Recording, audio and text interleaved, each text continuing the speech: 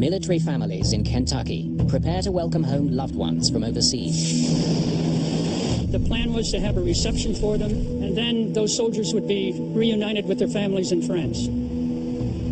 At the same time, at a small Canadian airport,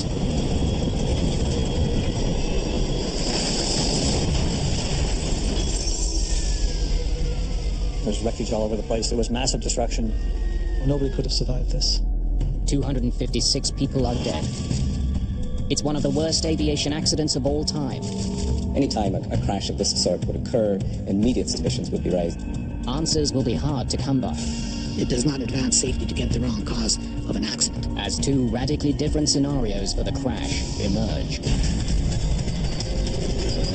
Mayday, Mayday.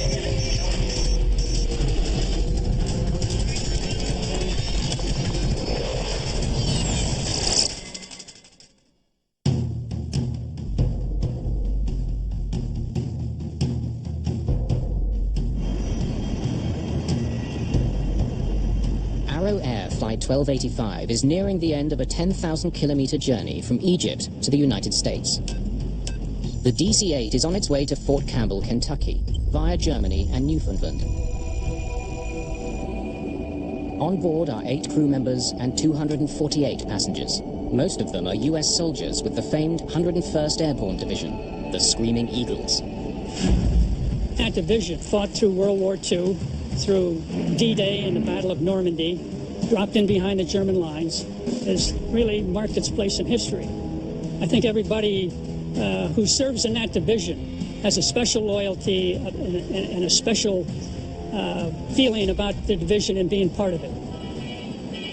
They had been in the Sinai for 5.5 months, so I'm sure they were anxious to get back to friends and family and to enjoy the holidays. To bring the soldiers home, the military has hired the charter carrier Arrow Air.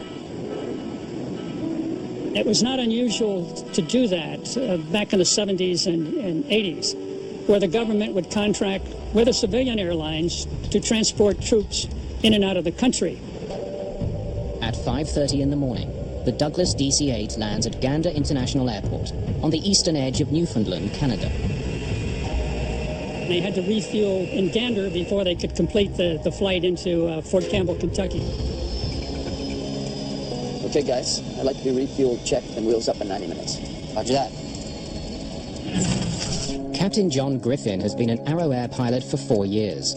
He's also a flight instructor for the airline. First Officer John Connolly will be at the controls when Flight 1285 leaves Gander.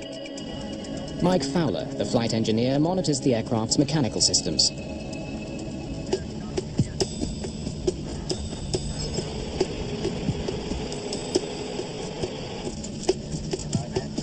Okay, you want to give her the once-over? While the pilots run through a series of pre-flight checklists, the flight engineer steps out to inspect the plane's exterior. He'll look for any damage to the fuselage or engines and check for buildups of ice on the plane. The soldiers wait inside the airport. Some shop for souvenirs at the gift shop. Anything? Okay. Roger that. All right, 15,538 gallons, 101,000 pounds. Passengers and cargo unchanged. Weight's confirmed? Okay. We're good to go. That puts us here. Rotation is 144 knots. Yeah, that looks good. On the airspeed indicator is a marker, or bug. It reminds the crew of the exact speed they must hit in order to get the plane off the ground. Bugs, set on the right. Copy that. With the refueling and pre-flight checks complete, the 248 soldiers get back on board. I think it was probably a very joyous mood because when they landed in Gander, I know some of them went in and used the telephones to call Fort Campbell and call their families and say they were in Gander and they'd be home in a few hours. Gander Tower. Mayday 950, we've completed refueling and pre-flight checks. Requesting taxi to runway 31. Big A950, winds at 290 at 4 knots. Takeoff now, runway 22. A last-minute change puts Arrow Air on a different runway than originally planned. 9,900 feet, take off to the south, we're good.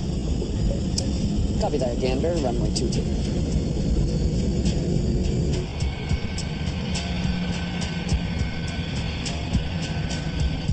Big A950, you are cleared for takeoff. Merry Christmas. Roger that, Gander Tower. And a Merry Christmas to you, too.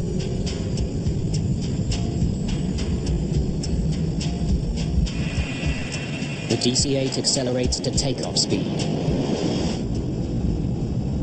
80 knots. Shut.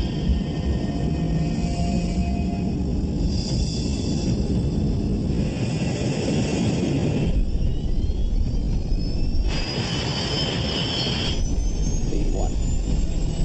Rotate.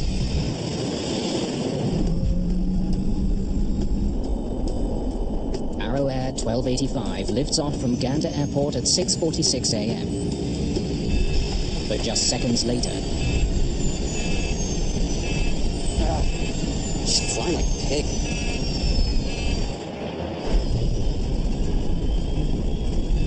Positive rate. Negative.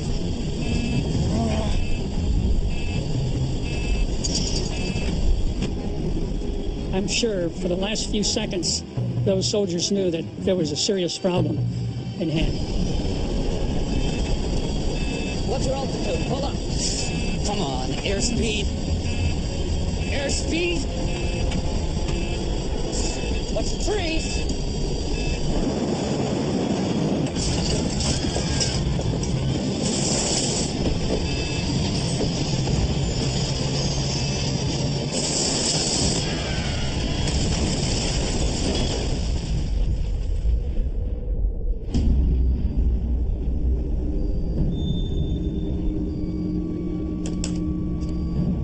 Yes, Aero 1285 is down, just off runway 22.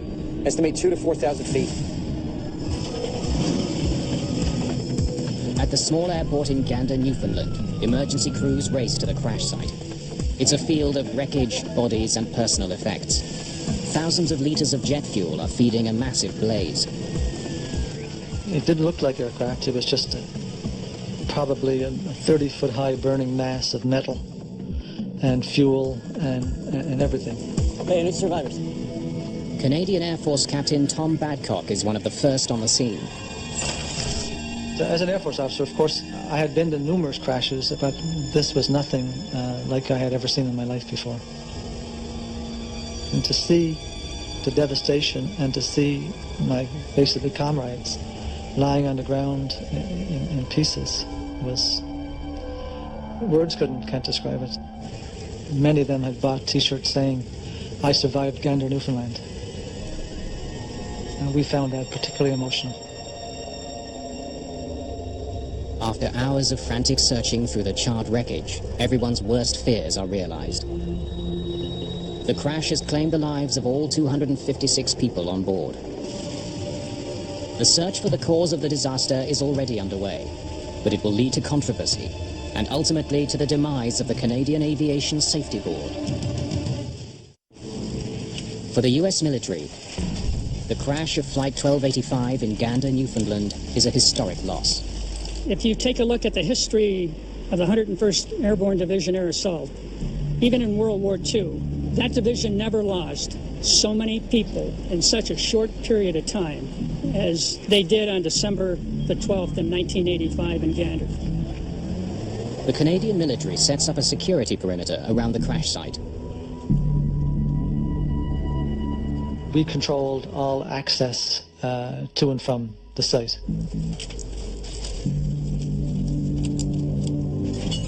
The RCMP asked me if I would identify an object which they thought to be strange. Never seen a casing like this before. And he said, "Does this have any kind of a chemical or a nuclear connotation?" And I said, "No, I have no idea what it is." The find raises suspicion about what was on the flight. Certainly it's possible that Aero Air could have been carrying things either that it shouldn't have been carrying or that weren't on any kind of cargo manifest. David McNair is an investigator with the Canadian Aviation Safety Board. There are aircraft parts everywhere, and you immediately became aware that it was going to be hard to find things that you needed to find. McNair is joined by colleague Peter Bogue. They arrive hours after the crash to a scene of complete devastation. The sights and smells is always unpleasant, but you just have to. You have to do it. That's part of your job. The terrible scale of the crash quickly makes headlines around the world. It will have a tremendous impact on this division. This is not only a sad day for the 101st Airborne, but a sad day for the nation. Most of the young men and women we mourn were returning to spend the holidays with their families. You do not grieve alone. We grieve as a nation, together. As together we say goodbye to those who died in the service of their country. There is just no way that I can express to you how tragic that was, with the loss of so many people in that one plane crash. The Americans were really suffering in terms of military losses. Just 2 years prior to the crash of the Air flight, the United States had lost a large number of soldiers in a suicide truck bombing in Beirut. So the losses, in a sense, were mounting, and although the numbers these days might not strike us as extraordinary, they certainly were extraordinary at the time. It wasn't just some assortment of soldiers, a large number of them from one of the leading American military units in the American Army. You know, all of this raised, if you like, the symbolic stakes, quite apart from the casualty toll of the loss of life that occurred. Investigators immediately interview the Gander ground crew and get some intriguing information. Morning. Did you see the flight engineer inspect the aircraft? But they did not de-ice the wings before taking off.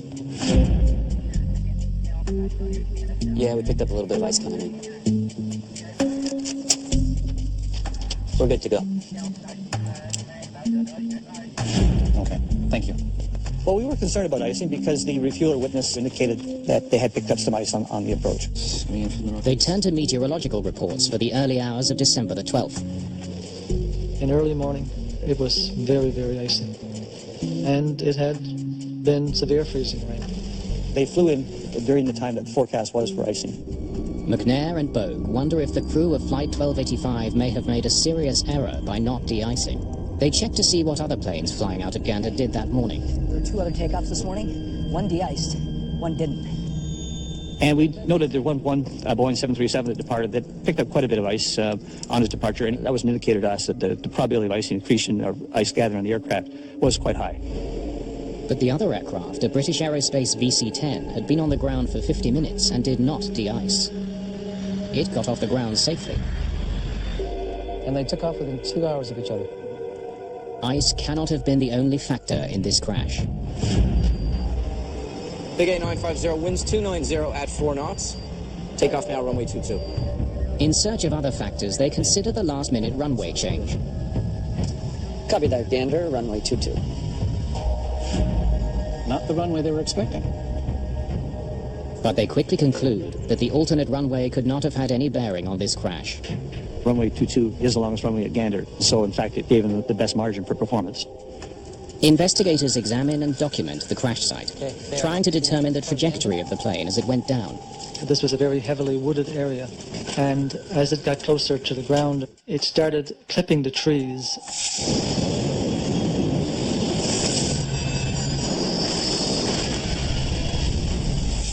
And we're going to need pictures of the treetops as well, and we're going to need aerial shots.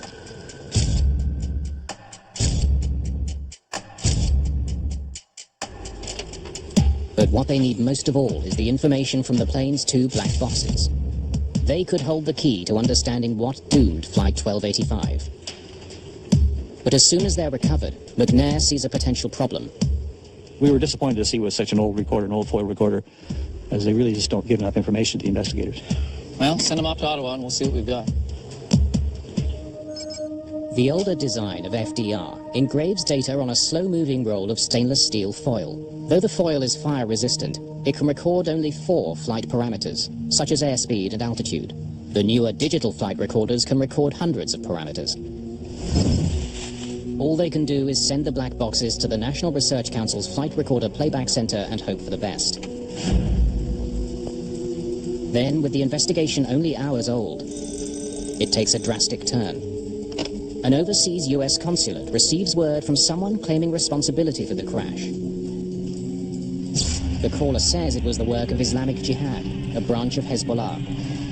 If you had to think about any one terrorist group operating in the Middle East at this time which had an intent as well as a capacity to target American military personnel, that was Hezbollah. The call opens the possibility that a terrorist bomb brought down Flight 1285. Tensions were really high in the world at that time when an aircraft fully loaded with American soldiers crashes. There's always questions that come up. McNair sends portions of the wreckage to a Royal Canadian Mounted Police forensics lab to be tested for bomb residue. The team searches for evidence that Flight 1285 exploded before it hit the ground.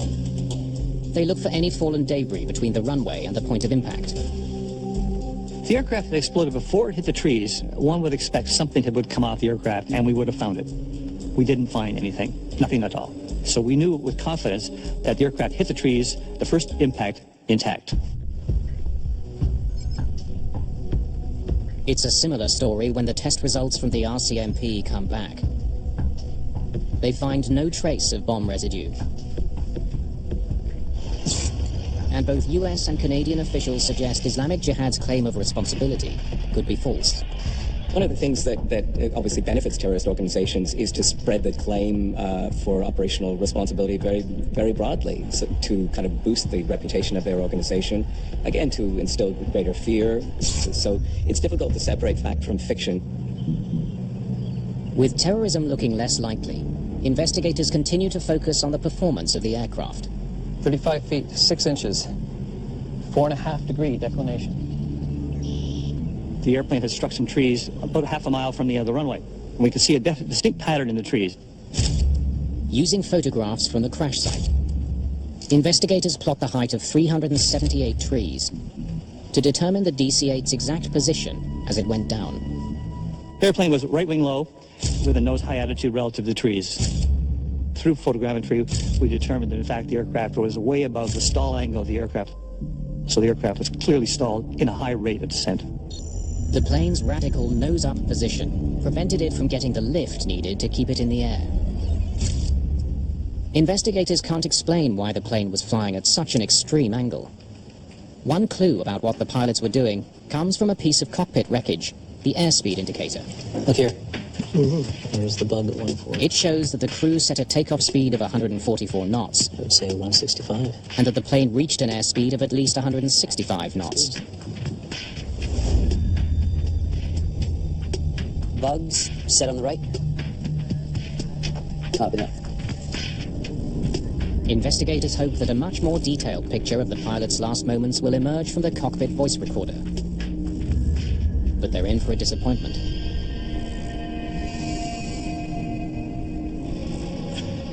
Well, it doesn't sound like it recorded anything from the cockpit. The cockpit recorder wasn't functioning properly.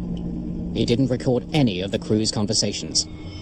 With the absence of cockpit voice recorder, we don't know exactly what the crew was doing or what they were facing. Their hopes now rest with the flight data recorder. Even this rudimentary recorder would have got some indication to show what speeds they rotated at. What warning lights, if any, were they seeing? What was the reaction? All these things are extremely valuable. But it turns out to be only marginally more useful than the cockpit voice recorder.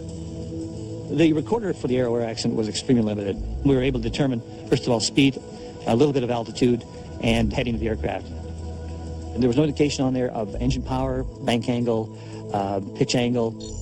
The flight data recorder tells investigators that Arrow Air 1285 began its takeoff roll and increased to a speed of 167 knots. Liftoff occurred 51 seconds from the start of the roll. 2 seconds later, the speed began to decrease. Come on, airspeed! Airspeed!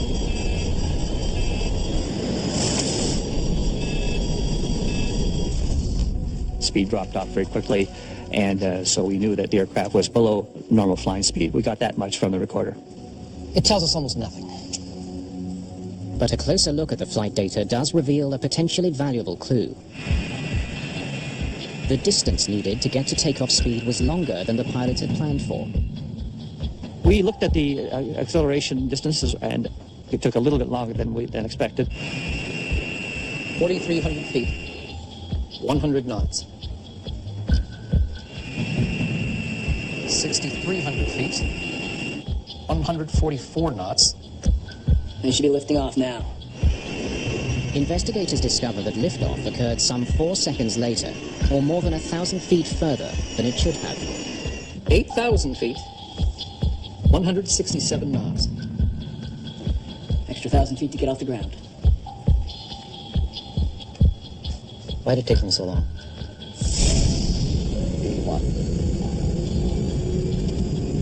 Rotate.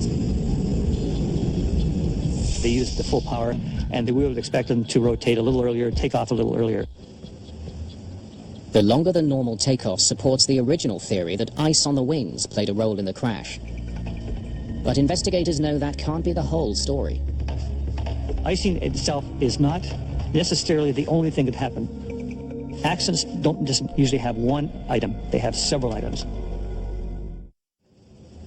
Determined to find out what else besides ice on the wings contributed to the crash, the CASB turns its attention to the plane's flaps. For the DC-8, the optimal flap setting for takeoff is 18 degrees.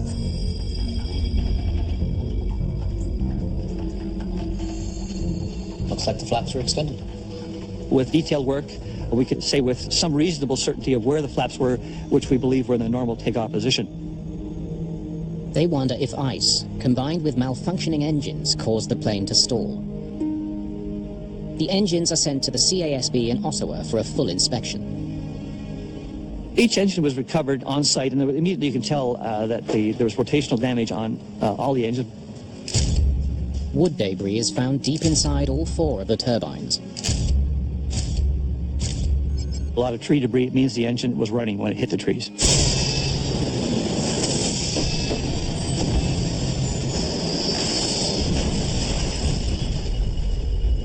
Evidence shows the DC-8 was properly configured for takeoff and that there was nothing wrong with the engines. So why was Flight 1285 slow to get off the ground? Investigators focus in on the weight of the aircraft. It's 101,000 pounds for fuel, passengers, and cargo unchanged. They had predicted that each passenger and baggage would weigh 170 pounds. That average weight, 170 pounds, matches the estimated weight for male passengers set out in the Arrow Air guidelines. As a pilot, having flown many military people around, this didn't seem to ring true, so we immediately looked at that aspect of the investigation. Good morning. Have a rec form for some personnel files. Following his hunch, McNair soon makes a crucial discovery. Regular commercial flights has a mixture of folks. It has men, women, children, so then the average doesn't work out as much. But this was no ordinary commercial flight. All 256 passengers were adults, almost all of them large men. We actually looked at the medical records of the passengers in terms of getting their actual weight during their last medical. In my own case, I normally weigh 175, but when I've got all my gear on, or I'm bringing it on board an aircraft, I'm bringing on board 200 pounds or more. We estimated that a more realistic weight would have been 220 pounds per passenger. That includes the passenger, everything they were carrying, and the equipment they had. With the new estimates, he calculates the weight of the passengers at more than 54,000 pounds. That's 12,000 pounds heavier than the weight recorded on the load sheet. It's not even close. But this plane had been flying with that weight all night, taking off from Cairo, then from Cologne without any problems. The ice picked up in Gander may have made the difference. You can take off at a heavier than normal weight, and if there are no other factors at play, you can get away with it. If you have something else like ice, you have a serious problem. Investigators now strongly suspect that it was a combination of ice and extra weight that prevented the DC-8 from staying in the air. Okay, this has to be it. Ice and weight. We had a lot of scientific basis to say that the aircraft should have flown but did not. Why didn't it fly? We had 2 powerful reasons. One was weight, the other was even probably more powerful, a small amount of ice contamination on the aircraft. But they can only theorize. No one in Gander saw ice on the wings. It's impossible to know how much there was. That's one problem. McNair and Bogue must now confront another. Some of their own colleagues on the CASB are raising doubts about the findings. One of those with questions is board member and aviation expert, Les Philotas. Well, as soon as I started looking at the draft report, I skimmed some of it and went to the part that was my technical specialty, the flight data recorder part, and as soon as I looked at it, I said there's something really wrong here. Philotas immediately wonders how the aircraft could lose thrust and crash so quickly after takeoff. I did rough calculations, and it just showed that to get that kind of deceleration, you'd have to lose not 1, 2, or 3 engines, but all 4, and that was just a startling thing to see right away. What's your altitude? Pull up. Come on, airspeed. Airspeed. They said the aircraft would, I believe the exact phrase was, destroyed by a fuel-fed fire. The early reports, everybody who was around there mentioned the massive explosion on the mushroom cloud. See this thing come across the front of the truck and it was like a flame on the bottom, eh? 2 truckers on the highway were almost under the flight path when the aircraft passed over, and they both said they saw fire on the right-hand side. U.S. Army officials deny there was any unreported or classified cargo on board Arrow Air 1285. But Philotas has reason to doubt that claim. When the troops' equipment was loaded on board, there were some of these big boxes. What could have been on there, and we couldn't get any answer. There was no cargo manifest, and it was another contentious question that was never settled. Not much attention clearly was paid to security procedures, and you know, this was a different time, admittedly, but still I think the lack of security at Cairo at the airport as the soldiers came on board the Arrow Air flight for the return journey, I think anybody would have to regard it as shocking even for the time, and it's the kind of thing that would never be allowed to happen today. Philotas joins those speculating that Arrow Air Flight 1285 was the victim of a terrorist plot. Was it Hezbollah? Did it have any kind of European connections? And the big question, but always in the back of American governmental and security authorities' minds, is there a Cold War dimension to this? Are the Soviets involved? Testimony you're about to give will be the truth, the whole truth, and nothing but the truth, so help you God. I do. Some now wonder if Arrow Air 1285 was at the center of the biggest global scandal of the time, the U.S. plot to illicitly provide Iran with arms in exchange for American hostages. Arrow Air was indeed one of the airlines that assisted a covert operation that was being mounted at the time out of the Reagan White House by a famous individual by the name of Colonel Ollie North. And the Iran-Contra business was very tangled in a very peculiar covert operation. It was not a thin, tiny layer of ice on the wings. Philotas points to photographic evidence to prove his case. My colleague made a trip out to Gandra and went to the RCMP photo lab there, where they had literally thousands that they took on the crash site. Many photos that seemed to indicate that there was some kind of an explosion on board. It's just like if you took a piece of aluminum foil and poked your finger in it. It would curl out from the inside to the outside, and it would be obvious from which side you put your finger through. Philotas becomes even more suspicious when he learns that an independent investigator hired by Arrow Air had explored the possibility of an onboard explosion. He carefully looked at everything and found that on the number 3 engine, that's the inboard engine on the right-hand side, some of the inlet guide vanes, 3 of them consecutive ones, had sort of a dent in the leading edge, and one of them had some red paint on it. That investigator concluded that there could have been a mid-air explosion, and that the damage and the paint markings inside the engine could have been caused by debris exploding outward from the main fuselage. Another key piece of information for Philotas comes from the post-mortem examination of some of the 256 victims. Autopsies indicate that there were extremely high levels of carbon monoxide in their blood. So if they have combustion products in their lungs, natural inference is that they must have breathed in some combustion products before the crash.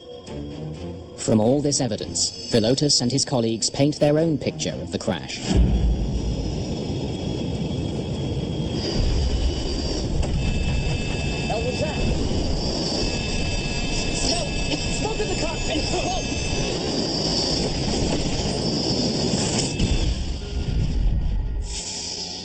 With the lead investigators, McNair and Bogue, maintained that the sabotage theories are nothing more than a sensationalist distraction.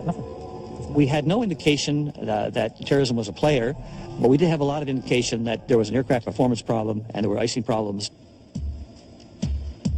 McNair and Bogue decide the only way to end all the speculation is to scientifically prove their theory that ice combined with extra weight is what brought down Flight 1285. Okay, you want to give her the once-over? Before the mid-1980s, little was known about the aerodynamic impact of very thin ice accumulation. The flight engineer who inspected the aircraft was likely only looking for large buildups of ice that would make the plane significantly heavier, not thin coatings on top of the wings. As part of the investigation, we did a lot of research on the effects of ice on aircraft. Aerodynamic tests carried out in a wind tunnel revealed that even a small amount of ice contamination can significantly reduce wing lift. Just a small amount, say the size of some sandpaper, if that's the type of surface you have, it can seriously degrade a large aircraft. That was a surprise to me. The team carries out further tests in a flight simulator. We basically had to reprogram the simulator to degrade the performance to simulate ice. B1, row 2. Every attempt to fly the simulator with the exact same parameters as Flight 1285 ends the same way, with a stall and a crash. Okay, let's run it again with 10,000 less pounds. From the simulator trials, we realized with icing on board, what degraded the lift characteristics of the aircraft, it was difficult to fly a normal profile, and you could easily lose control of the aircraft. Just flying like a pig. Positive rate? Negative? Full power. The pilots would have been able to see that their plane wasn't climbing fast enough. What's your altitude? Pull up. Come on, airspeed. Airspeed. Watch the trees. First Officer Connolly pulled the nose back, trying to get the plane in the air. What he didn't realize is that he was sealing their fate. The DC-8 was already on the verge of a stall. Pulling the nose up only made things worse. The aircraft's weight had been underestimated, its lift compromised by ice on the wings. A fatal combination.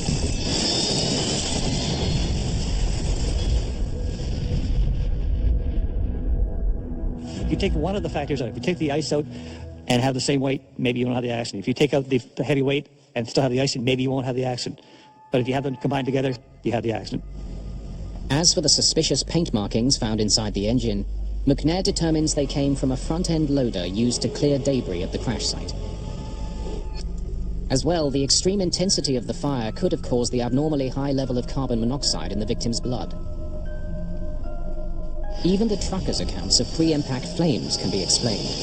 If you have an airplane flying at high angle of attack, where it's in a stalled regime, typically or often you will have flame coming to the engine because of a compressor stall.